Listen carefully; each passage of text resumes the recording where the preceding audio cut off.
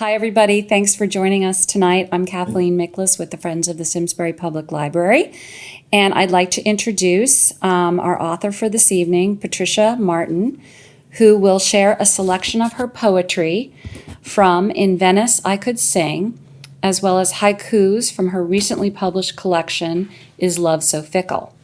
Patricia's poetry has been published in several anthologies and magazines, including Poets to Come, an anthology celebrating Walt Whitman's 200th birthday, Fired Up, Creative Expression for Challenging Times, Goddess, Raising Consciousness Through Spoken Word, Water Rights, a Hudson River anthology, and she will be included in the upcoming anthology, Connecticut Bards, Poetry Review of 2022. Patty's started her career at a major independent television station in New York City, worked in communications and public relations, and is also the author of 6 nonfiction books. She is currently a communications professional, a performer, and was the creator and host of Speak Easy, a monthly poetry spoken word series that took place in the Nolke Gallery, thank you, in Torrington until the COVID pandemic. She lives in Torrington, Connecticut as well. Please help join me in welcoming Patricia.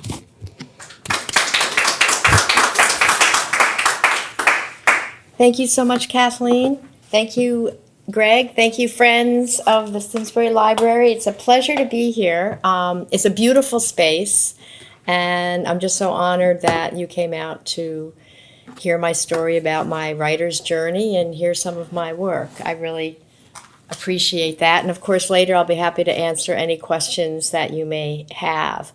I was recently interviewed on a poetry podcast by the poet laureate of Woodbury. And she sent a series of questions ahead of time that were kind of thought-provoking. It's kind of nice when somebody kind of jars you with something unexpected. Her first question was, what poem, what poet, or what lyric got you interested in writing and encouraged you to write? And I'm like, I don't know. I had never really thought about it. I've always been a reader, and I've actually always been a writer. I mean, even as a kid, I did my own Charlie Brown Peanuts cartoon strip that I made up to entertain myself in 7th grade. And then I'm like, well, what was it that stimulated me? And since I've always liked words, lyrics are very important to me. And I remember I was in 5th grade when the Beatles came out, and I really thought She Loves You, Yeah, Yeah, Yeah, and I Want to Hold Your Hand were dopey. I mean, I was like 10 years old, and I'm like, well, that's kind of dumb. That's kind of stupid. Later on, I got to respect them with like Revolver and Rubber Soul, and then on and on, I became, very appreciative. But in the beginning, I'm like, that's kind of, insipid. Although I didn't think I knew that word back then. And then I went to see the Hard Day's Night at the Darien Movie Theater where I grew up. And I was there, like I was surrounded by all these kids, all these peers who were like screaming. And I'm like, what are they screaming at? It's a movie, So I was a little bit of a harsh critic, I guess. And then it struck me that in 7th grade, my mother picked me up from an after-school event with a friend of mine, and MacArthur Park came on the radio. Remember MacArthur Park? And I was like, what? The lyrics were just so enigmatic and mysterious and moody, and I was like listening, like, what does that mean? Someone left the cake out in the rain. It was just so thought-provoking. So I can say that probably subliminally let me know that you can go off on a journey and you can go off on imagination when you express yourself, and it doesn't have to be She Loves You, Yeah, Yeah, Yeah. So that was kind of fun to realize that about myself through that question. And so I've always enjoyed writing. I've had a great writing journey. I've been very, very fortunate. In a way, it's kind of been earn while you learn. I've been a journalist, written feature articles for various publications, including Fairfield County Woman magazine. And I had a monthly column in a magazine, a monthly called Boom, which was for baby boomers. It came out of Albany, Schenectady, Troy, where I was living upstate New York at the time. And I did that for 3 years until, unfortunately, they went under along with a lot of other publications. But that was like license to play. It was a lifestyle column. I could write about anything I wanted. I was like a kid in a candy store. And I remember when I was first given the opportunity, I'm like, I don't know, I'm not going to have anything to say every month. Well, you couldn't shut me up. So, and so I got to write about, I did surveys with people, email surveys. What do you do when you're on hold? That like silly things like that. But I also, took the opportunity to experiment with myself. Like, I have a great respect of heights. I don't say it's a phobia, but I think it's because I have no earth in my astrological chart. Heights make me a little woozy, and uncomfortable. It's like Sears Tower, go to the edge and look, no thank you. So I took a trapeze class, and it was called Trapeze is Transformation. And it was taught by a guy who actually did work with Barnum and Bailey. His wife was from, where was she from? She was from, not Tibet, but anyway, one of those, she was from a foreign country where she was one of those, they're known for their contortion ability. And she was a contortionist. She actually traveled with Paul McCartney. It was a fundraiser for Tibet, this particular event. And she performed for us, and I'm like, stop doing that. The body's not supposed to do that, But it was really great to meet the challenge of, the hardest thing was climbing up the stairs because they're metal and you have your socks on and there is no net. And you go up and you're like in the tree line and there is a net there. But the trapeze itself is quite heavy and it kind of wants to pull you off. And I remember I was dangling upside down arguing. At one point, there's a picture of it with the instructor because he's like, you can do a backflip, swing your legs. And I'm like, no, I can't. Yes, you can. So this went on for a while, and I went back up and I did it. So, and I also did a sweat lodge and wrote about it. So it was licensed for me to just kind of do things in my life and express them to other people. And it was really a lot of fun. I've done nonfiction, as Kathleen mentioned, which I still enjoy. I'm a research hound. It's like a rabbit hole.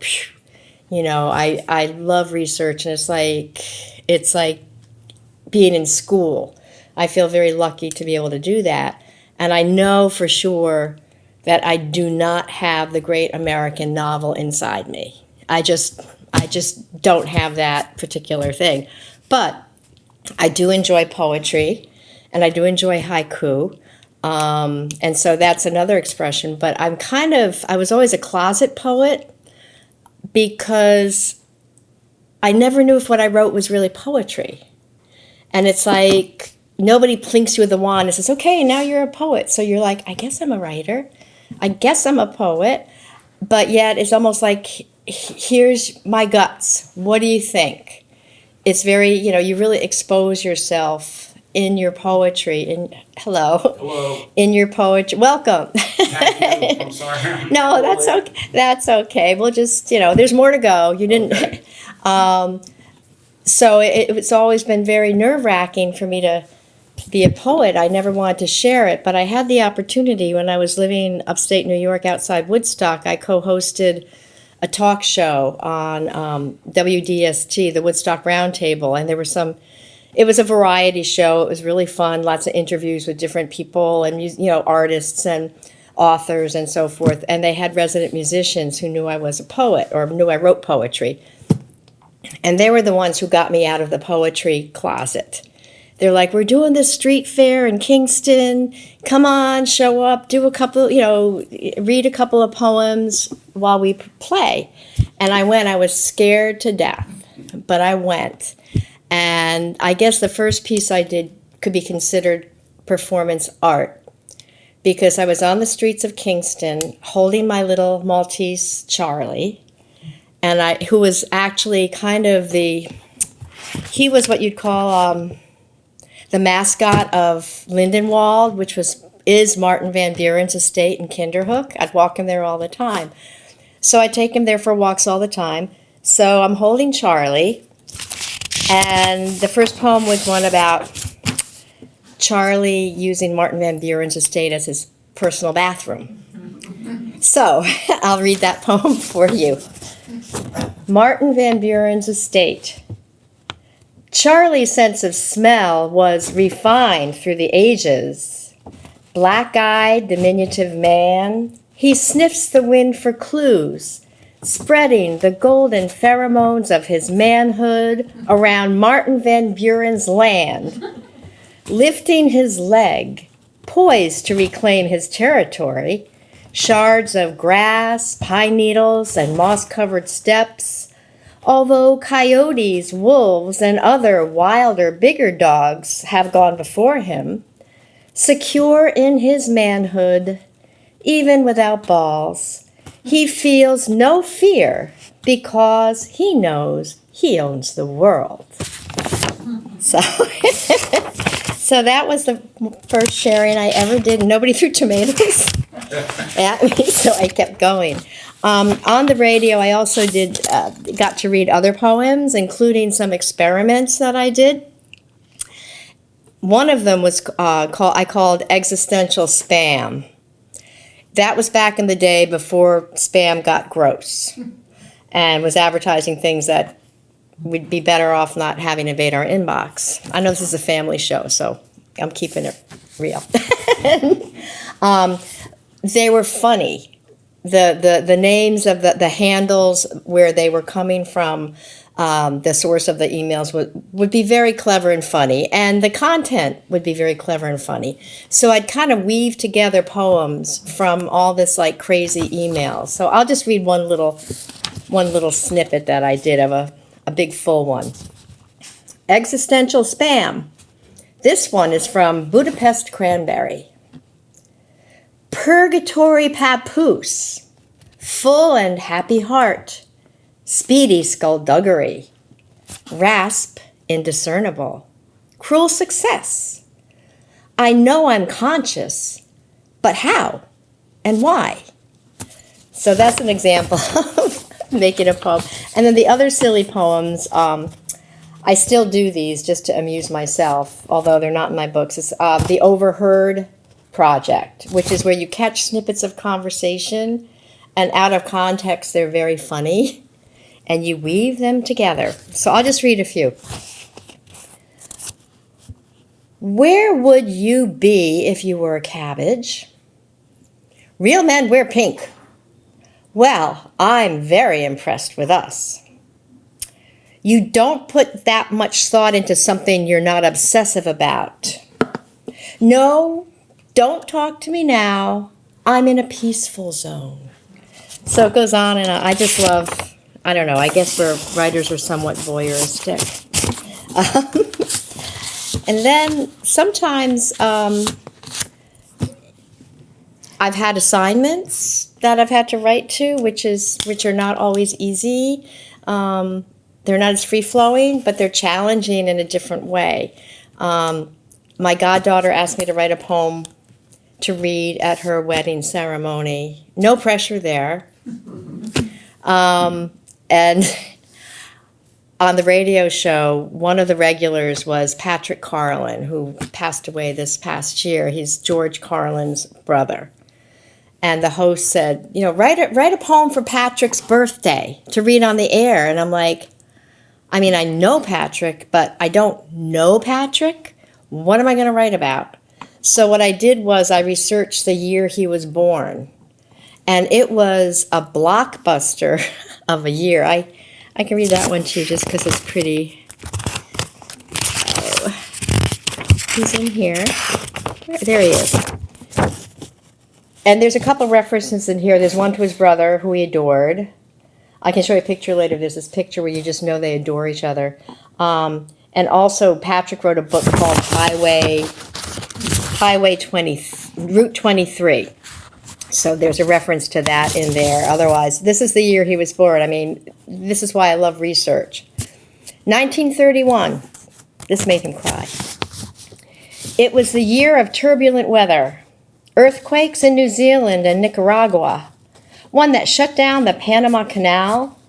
A hurricane in Belize. And the Yangtze River floods. It was a year of global civic and political unrest and economic collapse. Much like now, history has a way of repeating. It was the year America hums the Star-Spangled Banner. The last piece of steel in the Empire State Building was put into place. The George Washington Bridge opened for traffic. And Einstein and Hubble slept in dorms at the California Institute of Technology. It was the year mobsters grappled, killed, and gave birth to the 5 families. Al Capone was behind bars for tax evasion. The Jehovah's Witnesses united, and Gandhi was released in India. It was the year Dick Tracy was inked, Chaplin shone in city lights, Frankenstein premiered in New York City, and Dracula became the undead heartthrob. It was the birth year of Robert Duvall, James Earl Jones, and Regis Philbin, William Shatner, Leonard Nimoy, and James Dean, Boris Yeltsin, Mikhail Gorbachev, and Rupert Murdoch, Della Reese, Olympia Dukakis, and Carol Baker. It was the birth year of Mickey Mantle, Willie Mays, and Ken Boyer, Jackie Mason, Junior Walker, and Desmond Tutu, Dan Rather and Morley Safer, and the Jones of Jonestown Kool-Aid. It was the birth year of the human hurricane, the Irish wildfire gentleman rogue, brash hooligan vigilante of the everyman, elder brother of the younger son who told the world the emperor had no clothes, and the one who now carries on along Route 23, eternally unrepentant. Happy birthday, dear Patrick. What a year, huh? So I always called him the human hurricane. He'd walk in the studio and be like, it's like, okay. So I will get to my poetry book, which I'm just so pleased was published by Local Gems Press out of Long Island. It was really a fun and challenging exercise in going through the body of work that I had amassed. And it's like what kid to put in and what kid not to put in and what order to put them in and so forth. And so it was really a great feeling when it was all done and I got to hold it in my hand. I'm going to read the title poem first. In Venice, I Could Sing. I can tell you a few backstories. I wrote this poem while I was watching the movie Summertime with Katharine Hepburn in it. And I was watching the movie of her in Venice, and I'm like, if I was there, I could sing. It's so gorgeous, I could sing. So I started writing In Venice, and I wrote the poem during the whole movie, which is not something I've never done before or since. In Venice, I could sing. I really think I could sing if I went to Venice. Sing from my heart amidst the lush colors and exotic landscape, imagining entanglements with ripe embracing limbs, wanton exploration of needless need, celebrating sensual pleasure. I just know I could sing. How could you not? I wish I was there as in summertime with Katharine Hepburn, braving foreign territory, embracing adventure, skirting the intimacy I desire, hiding behind the camera lens I carry with me everywhere, hiding but watching, waiting to be unveiled, wanting to be wanted, waiting to unveil. Yes, singing could come easily, as naturally as breathing. That's how singing starts, you know, among the bright colors of erotic longings while pushing the boundaries of known existence, and floating, floating, floating among ancient ruins and timeless landscapes. Wrought iron begonias, variegated coleus, colorful cafe umbrellas, tobacco, heady liqueurs, beguiling statues and leering gargoyles, lush and ripe with passion, alive with the promises of pleasure. I know I can sing. I am singing.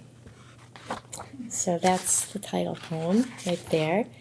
And then I have some postcards here that you're welcome to take with you. One of them is a poem that I wrote in response to, or kind of in defiance of, the pandemic. And an artist I know took it, and I thought she was just going to make artwork out of a snippet, but she picked this poem and she did the whole poem on it.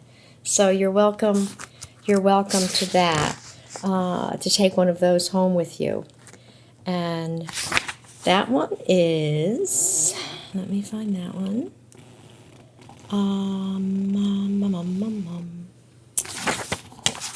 How do I trust that? Oh, that one is good too. I have to read that one. Where is it? I'm going to have to read it from the postcard maybe, huh? Let's see. That one's a good one too. They're all good. Oh, thank you. Oh, here it is. No wonder it's at the bottom. I almost closed it. It's called What is Sweet, What is Good? Pandemic. Now is the time to recall what is sweet, what is good. In the face of darkening days, in the face of facts and exaggerations, in the face of fear and fear-mongering that is relentlessly in our face, we need to pause, to tune out, to turn away, and just breathe quietly, letting peace sink in, at least for a while, to just take that moment to moment. We need to recall and call upon what is sweet, what is good, simple pleasures that give us joy, like a bed made with freshly laundered sheets, stirring a fragrant soup simmering on the stove, watching the bouncing prance of a happy dog, picking up a cat that reaches up to be hugged, hearing a good friend's voice over the phone, feeling the brisk spring wind softly slap your face alive, noticing the first new buds are on a venerable old tree, catching a glimpse of the golden glow of sunlight at those certain hours, receiving the texted photo of a newborn baby born amidst chaos, looking for all the world like Buddha, focusing on what is sweet, what is good, to make you feel so alive at this moment. I still try to remind myself to do that sometimes. And then sometimes your life experiences show up on the page. Here's one, How do I trust the heart again? How do I trust the heart again? It has turned on me in a most unexpected way.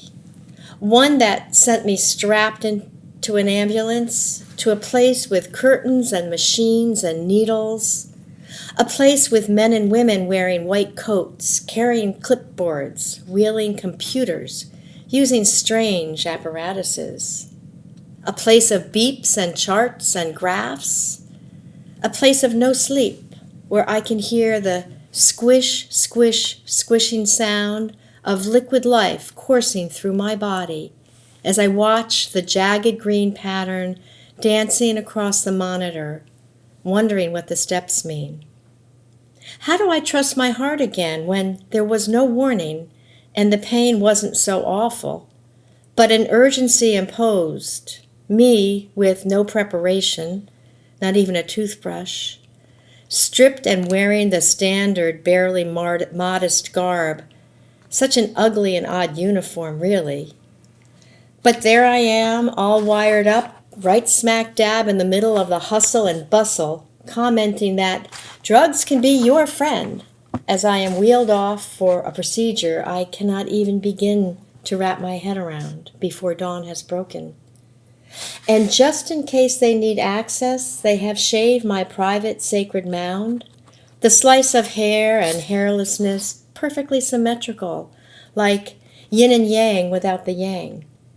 And I notice it resembles one of those bakery black and white cookies, which amuses me, but not really. After much testing and retesting, after my heart has faded to 35% working order, they tell me that I am not in a risk category, that I do not fit a profile, and that I am experiencing, in a word, taketsubo, which means octopus trap in Japanese, and is a condition known as broken heart syndrome, a condition that women experience due to stress. I understand. I know about broken hearts. I know about relationships that disappoint and prove to be unworthy. I've paid the emotional price more times than I care to remember. So after all this, how do I trust the heart again? Dare I trust my heart again?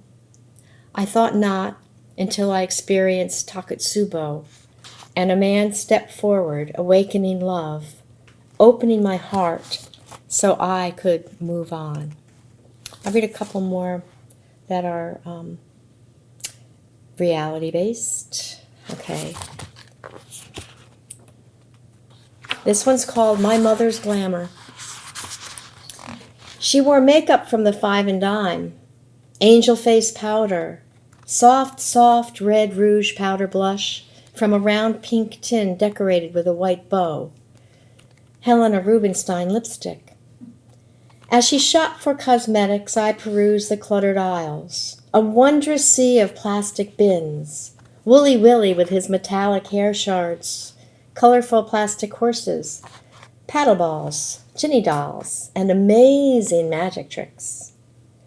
Influenced by Joan and Jane, Rita and Bet, the stoic Irish Catholic wife and mother indulged in a bit of budget face paint, and on her dresser displayed precious gifts, Emerald parfum and Chanel No. 5, rationed like war bonds, hardly used, but worshipped daily. And every night she set her hair in pin curls with bobby pins, covered by a hairnet, but was modest to a fault, used a bar of ivory soap to wash her face, saying, "That's all you need in your beauty routine." She referred to her petite breasts as kumquats. When I heard her say that, I did not even know what a kumquat was, or how sad a judgment she made diminishing herself. She smoked a lot. Had us kids walk up to Darby's, the neighborhood corner store, to buy her Raleigh unfiltered cigarettes, drank endless cups of coffee as she smoked, coughed and gagged every morning. Little did we know she was dying a slow, unglamorous death. And I'll read one more really, real one. It's called The Walk. First touch before first kiss. Good little parochial schoolgirl, new to menstruating, let alone wise to the ways of boys, instructed by my Irish Catholic mother to walk the 2 miles to church by myself for Friday afternoon Lenten service. Perfect day for a walk. The sights so familiar, the curving road, pretty suburban houses, the smell of earth waking up, newly sprouted green grass, crocuses and daffodils stretching up, the breeze fresh. No one was around. Occasionally a car would pass by, or my Mary Janes would crunch a pebble. Otherwise all was quiet and solitary. I was feeling independent, enjoying the reverie of my own little girl thoughts. One sloping hill away from town and the sanctuary of St. John's, a boy walked toward me. I did not know him. He was cute. I was shy and did not look at him. He drew closer and, on approach, suddenly veered to my side of the walkway, reached out, cradled my crotch in his hands, murmured something I could not quite hear, and kept going. As if nothing was out of line, nothing was unusual, nothing was wrong. I kept going, not sure what had happened, not sure why my cheeks felt so hot, not sure why I felt ashamed. What had he said? What was I to do? So I kept walking, my feet did not stop, I did not look back, and never told a single soul. Okay, now I'll read a fantasy one. And this one was a prompt. My sister sent me a prompt and said, oh, here's a prompt for you. It's March. That was from the site. It's like March, okay, March. And I just did free association. It's like, okay, my mother's birthday was March 19th. There's March Madness, and the March Hare. Now I'll tell you what happened after I read this in public for the first time. Okay, here we go. March 19. She sat so still, so very still, in fact, stiller than still, thinking if she was mad, wouldn't she be doing things, strange things, things that made others stop and stare as she pulled out her hair, sucking on fingers, a lunatic on the loose, racing around and around, chattering teeth, chattering words, silent screams shouted at anyone passing by, anyone who would or would not listen. And all she could think about, all she could see were the candles on the cake, flaming too high, so bright, blinding light, reaching, trying to put them out. She burned her hand, but did not make a sound.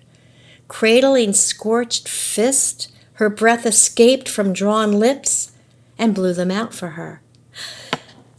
And she sighed, counting them, knowing she was not mad after all, just another year older. If this was her birthday, if this day was March 19th, if the cake was hers, sticking her fingers in the icing, licking them, until the siren stopped shrieking inside her head. So that was a fantasy. And after I read it, the host of the event in Woodstock came up to me, he took me aside, and he goes, I'm so sorry that you have mental illness in your family. That must be so hard. And I didn't have the heart to say, I made that up. I just said, oh, thank you. Yeah, it's hard. So that was kind of fun. And then here's another fantasy one. It was kind of fun to write. It was a friend of mine had a radio show, and she would have me on once a month, this roundtable thing, and by phone in New York, and it was a Halloween theme. She's a Scorpio, born in October, November. She loves Halloween. I'm like, I don't have any Halloween poems. I just don't have any Halloween poems. So necessity being the mother of adventure, I took myself on a trip. It's called Throat of the Maiden. It's kind of a loose-lip thing. The predator, he hunts by night, a charismatic player who knows how to win. As he enters the bar, the women eye him, lids fluttering with desire, ripe and ready for danger. It makes them feel more alive. And so they wait, losing themselves in the depths of their wine. The stranger sidles up to the loveliest maiden, leans in, murmurs benign pleasantries, dripping with suggestion. She looks down, flashes a shy smile, and waits for the bait. Touching her elbow, he suggests a stroll in the milky moonlight, then ushers her deftly out the door. Reaching the cobblestone alleyway, one arm swiftly engulfs her, the other grasps her trembling hands, both hearts beating wildly, the darkness swallows them. Winding himself around her body, the serpentine figure fuels her passion. She exhales, reveling to the thrill of his cold touch. Tilting her head back, exposing her throat, his hungry lips and tongue lap her pale skin. And she sighs, knowing what will come next. As he prepares to feast, she unfolds her wings, her nails sharpen and her lips retract, revealing massive fangs. Spinning around, she pins her male game against the wall, lays her cheek against his, and breathes him in. She then presses her lips against his, stifling his cries, and slowly, so slowly, sucks the life force out of him. It is so very, very easy because men do not know when a maiden offers her throat, it does not mean he can freely feed. That was fun. So I'll do a little bit of haiku, and then if I have time, I'll read one or two new poems. Is that good? Okay. Okay. So we have. I remember specifically the day. It was a cold, wintry day, and the backyard was covered with snow, and the bird feeder cast this amazing shadow, and it was the time of day where the sun is starting to go down, and there's this like very small window of golden light that just makes everything like magical. And I'm like, oh, I want to write a haiku. And I hadn't written a haiku since college. So I'm like, I think it's 5-7-5. I think it's 5 syllables, 7 syllables, 5 syllables. So I did some research, and sure enough, and I read a bunch of haiku to get myself jazzed. And there was one, every time I read a haiku that like really took my breath away or really struck me, it turned out to be by this guy named Basho. I had never heard of Basho, but it turns out he's like the most revered haiku master, and he died like in 1694. And it was just because I didn't know him from Basho Adam, and so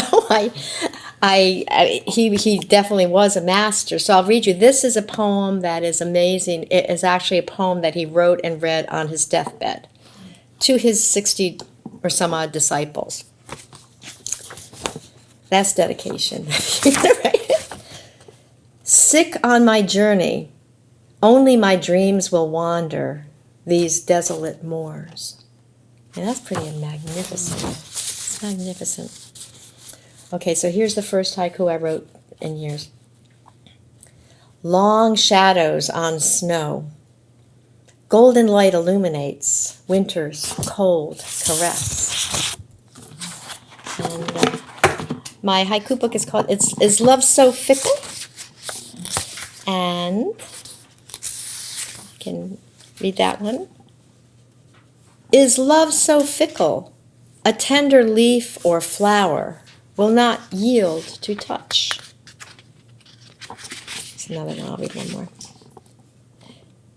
Is the day sultry, with rain smelling like wet ash after the burning? One more. A sound of no sound, swallowed by the deepest night. Shh, listen closely.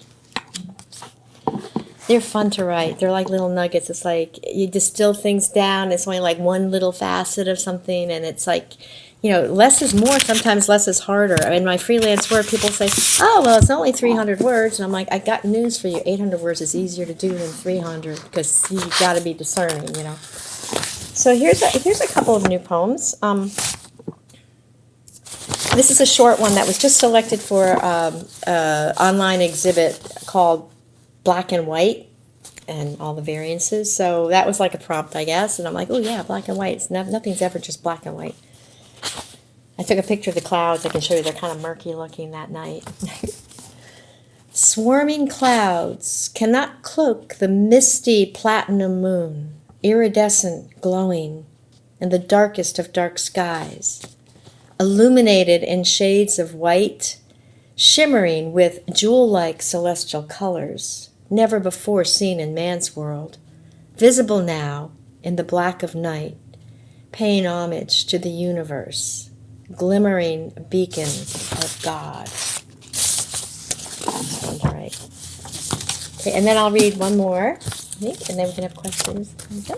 I wrote this one because when the Ukraine war started, I'm a big fan of the New York Post, and they had this story about how war affected motherhood and mothers in particular. Their men were all recruited and gone.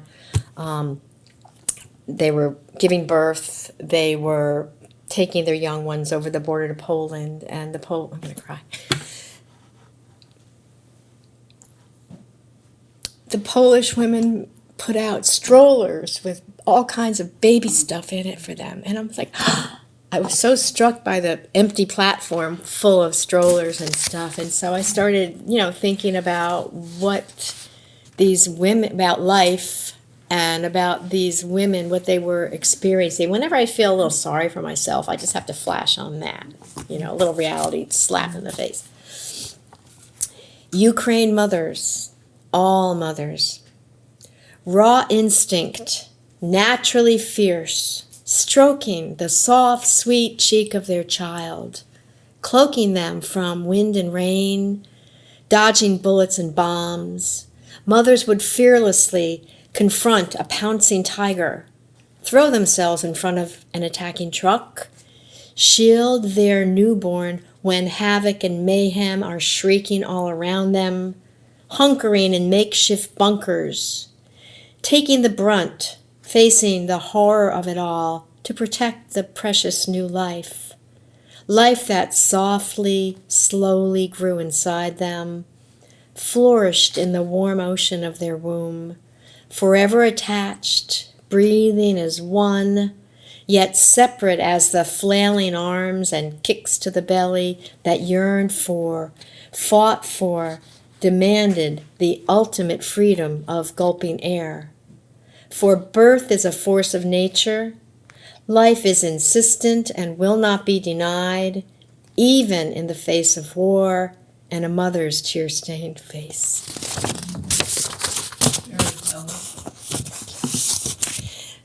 Well, I've talked a lot. Thank you for listening. Oh, yeah. I did. I forgot. Okay. Oh, yeah, this is a good story. I don't know if so I read on the streets thank you for reminding me. I read on the streets of Kingston, New York, a couple poems. You've heard the first one. But my first public booked performance and billed performance was at a place in Wyndham, New York called the Blue Pearl, which was owned by a world-renowned Danish artist named Ulla Darny. She's well known, especially for her painted glass. It's gorgeous. So I was booked to perform with a musician. I have the CD here. It was very interesting to do have myself produced with a musician. He's a composer, producer, musician. Had a lot to work with me because he's like, okay, on the third beat of the fourth measure, and I'm like, what's a measure? But it was really fun. I learned a lot, and it was a great experience. So anyway, we were going to perform, and the night before I had a business meeting. Then I was having dinner with a friend of mine who happens to be friends with Julia Cameron, who wrote The Artist's Way. And we were talking, and I was sharing, like, I have this reading tomorrow, and it's me, and I'm going to feel naked, and I think I might not do a good job, and people are going to throw things at me. And I was just, like, really kind of freaking out about the exposure in public. And I had something happen that had never happened to me before or after. Thank goodness it was the end of dinner. I got hysterical crying in the middle of this Chinese restaurant. I just burst into tears, and so he ushered me out to his truck, and I was like, and of course I could talk to him about it because of his Artist's Way. He was actually trained to teach the Artist's Way. I was sobbing this way I had never sobbed before, and it was so deep, and it was coming from a place inside me I couldn't stop, and it was I felt like I was giving birth to myself. It was I call it the woman in my belly, because it was just I can't even pretend to do it. It was reenact it. It was just such a deep place, and so this gave birth to the woman in my belly, which I hope you can hear. There's a couple ones here that are fun. Let me see if I can do this.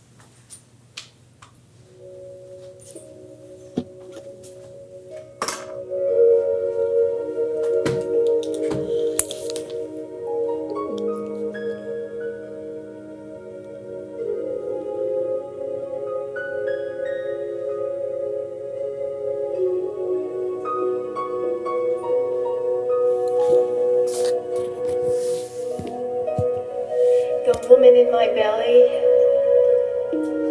she aches for release. She gasps for freedom. Breathing deep in soul, breathing deep in spirit, breathing in renewed life for the birth of self.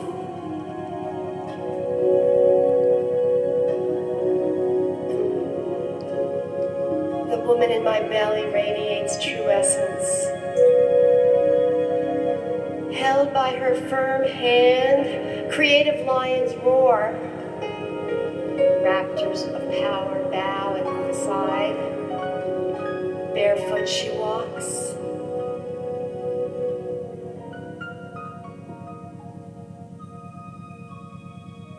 She walks through the dark forest without fear of what lurks in the bush.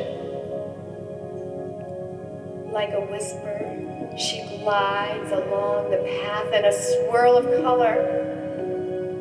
Her white gown and veils trailing like mist behind her. They're trailing like mist behind her, and she leaves no shadow.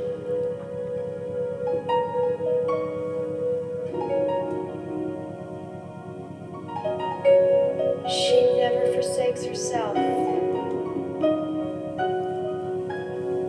The woman in my belly loves wholly, gives freely, withholds nothing.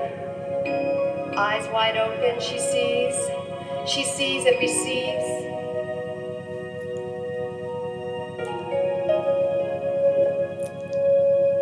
Receives what is offered in rapture. Eyes wide open, she feels. No past, no future encumber her vision.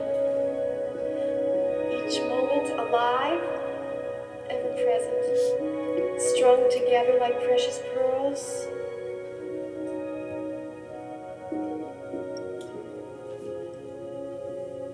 Perfect prayers on a cosmic rosary.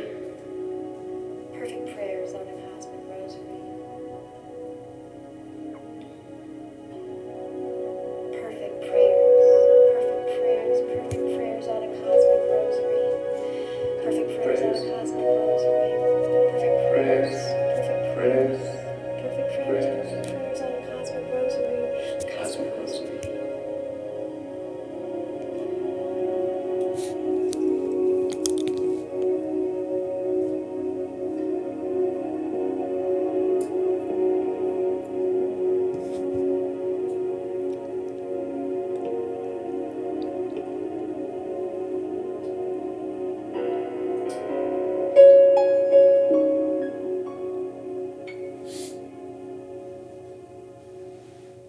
There's one more I like to share if I could.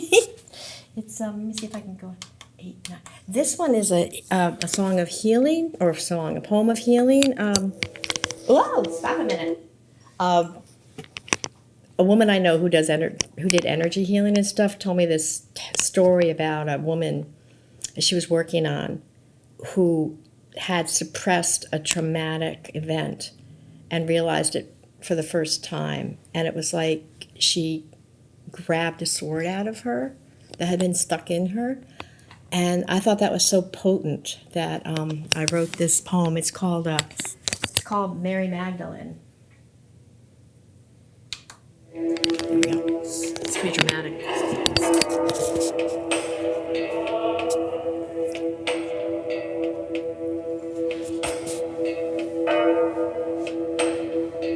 Mary Magdalene.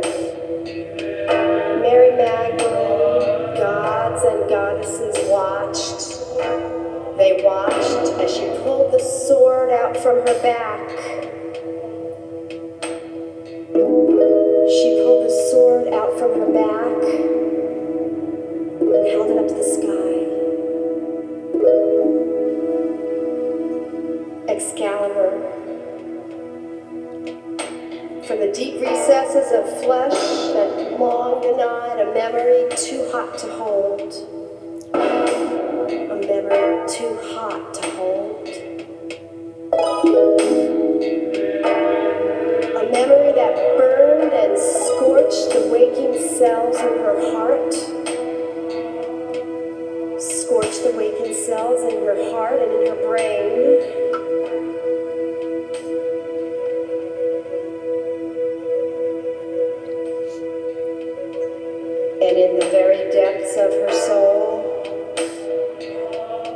A memory of love that felt more like pain. And love felt like pain. As she's learning to love herself, she's learning to love herself. She's loving herself now.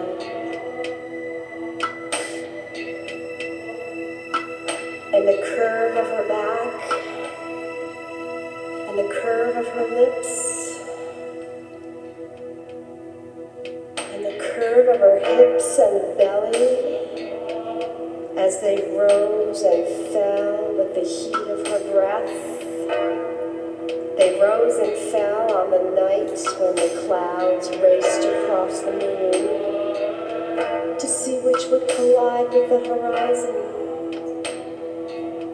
Clouds racing across the horizon while Mary Magdalene combed her hair and prepared the oil to wash her beloved's feet. There we go. Thank you so much. I really appreciate being here and appreciate your time. Yeah. So this is probably a pretty obvious question, but who are some of your favorite poets that you like to read? Gosh, I actually like a lot of, well, I'm a big fan of the classics, and I do have to admit I have a soft spot for Dante. But I have to admit I really like some contemporary poets that are not as well known.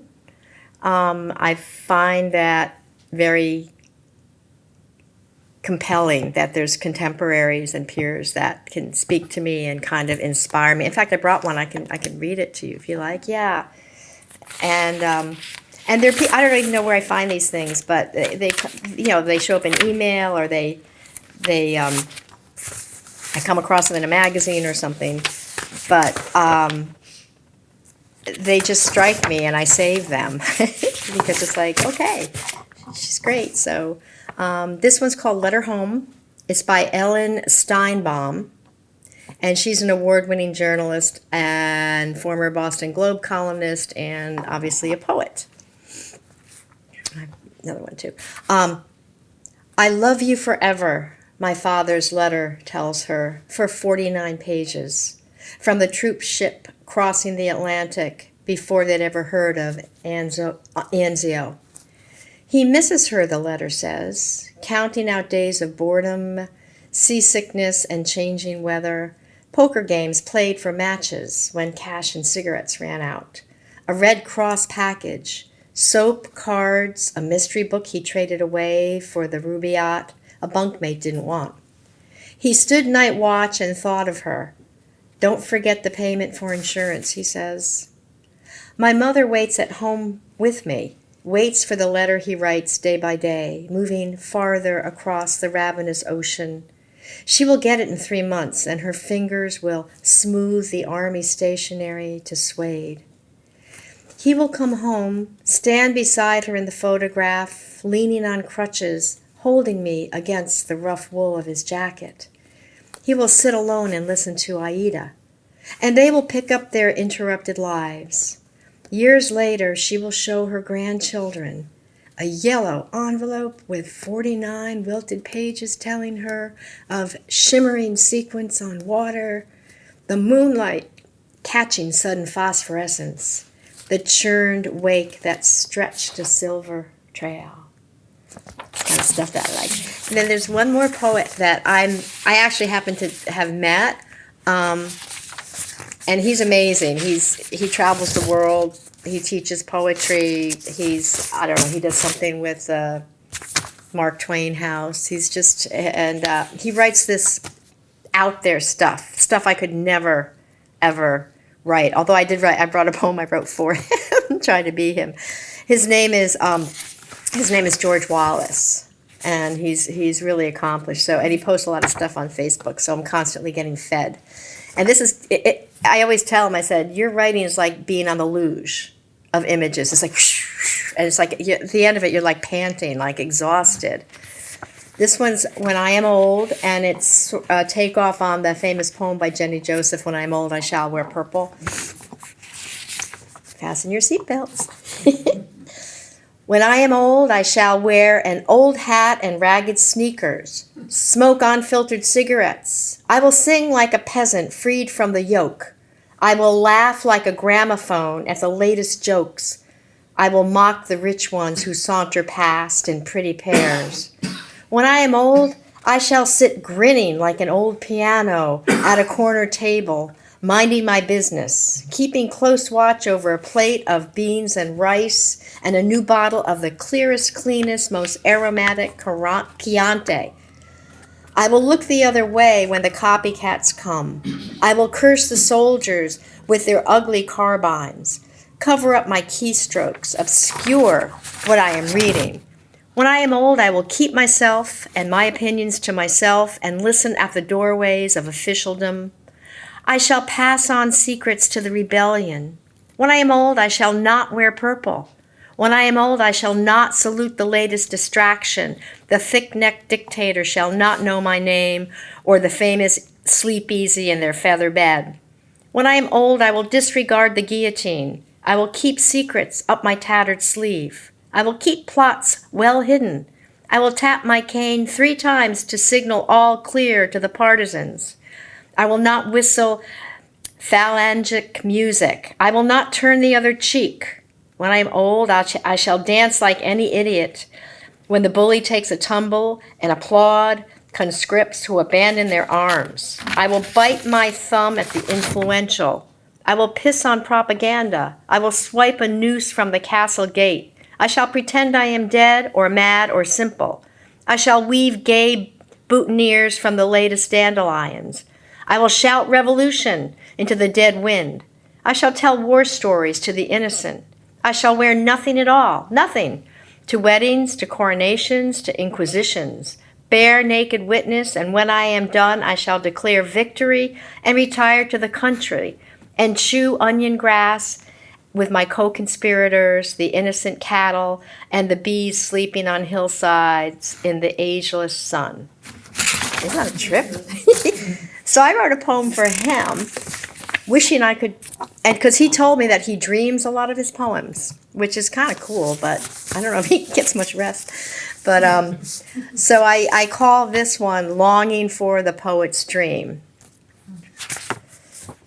Hers so tame, like vanilla pudding and white rice. She longed to dream the poet's dream, obscure and intense, spilling symbol after symbol to take your breath away like a speeding trail taunting the rails. Dripping red like a harlot's lips, licking leaves in a forbidden Eden with ruby abandon, as men watch from long shadows, lips as thick as the face of a broken watch, pudgy fingers fiddling coins stolen from the Roman baths, fists rough like mounds of raw gray clay, eyes as intense as the broken sunset, spilling red and gray clouds, shards of stars. Ladies with umbrellas the colors of the old world slump in stark doorways, tired of waiting for lovers that never return after tussling tattered sheets without a goodbye.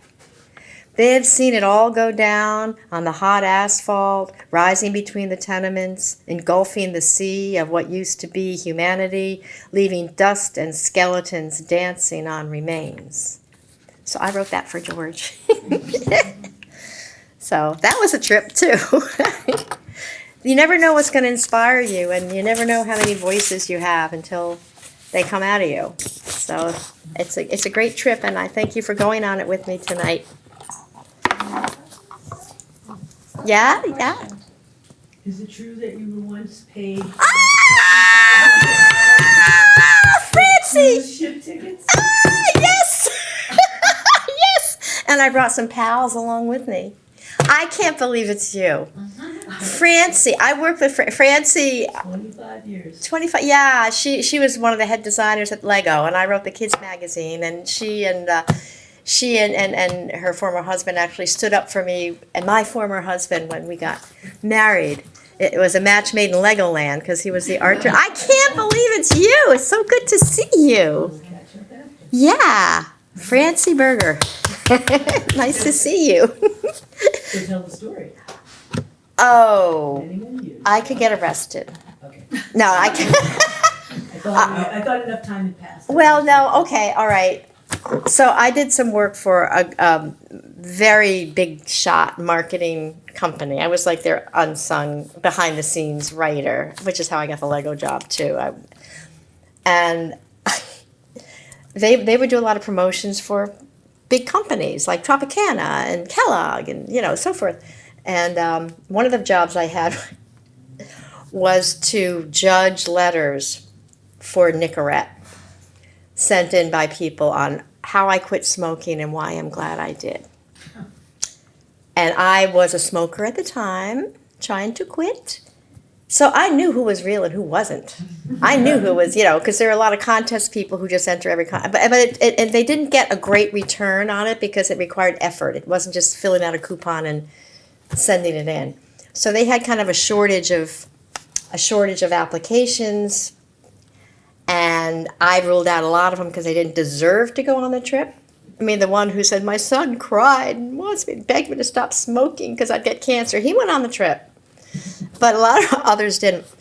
So I was told that because there weren't that many people, they didn't have enough people to fill the allotted space on the cruise ship, that I could go and bring some friends. So I bequeathed a free cruise to some of my pals, including Francie.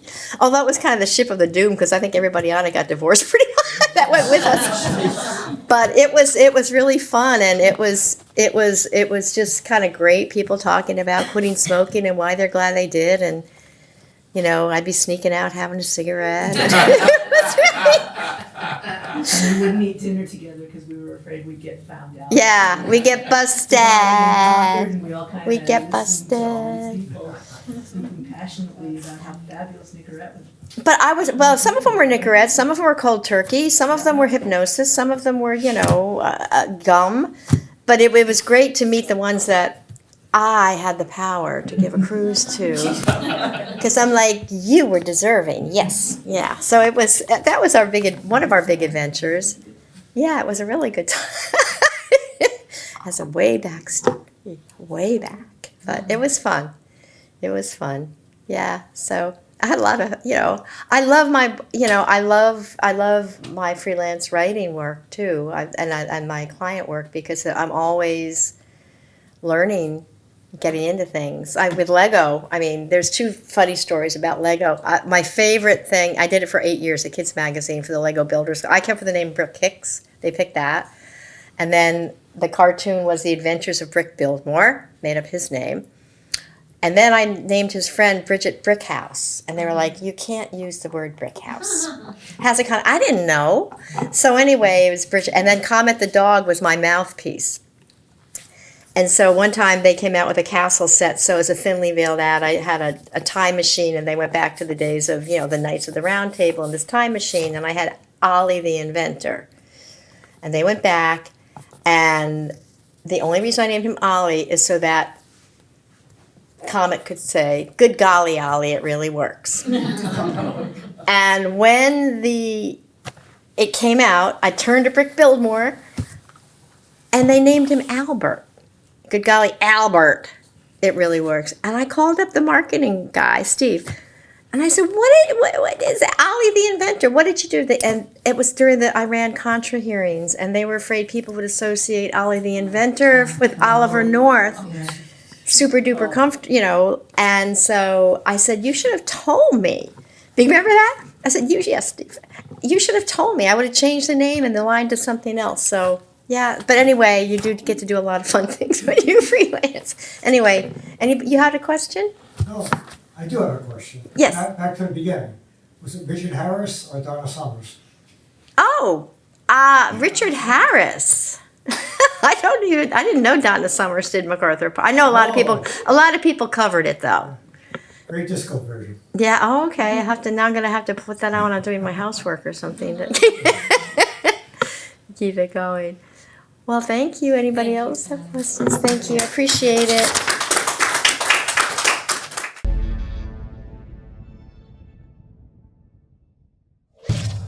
Funding for Simsbury Community Television is provided in part by contributions from viewers like you.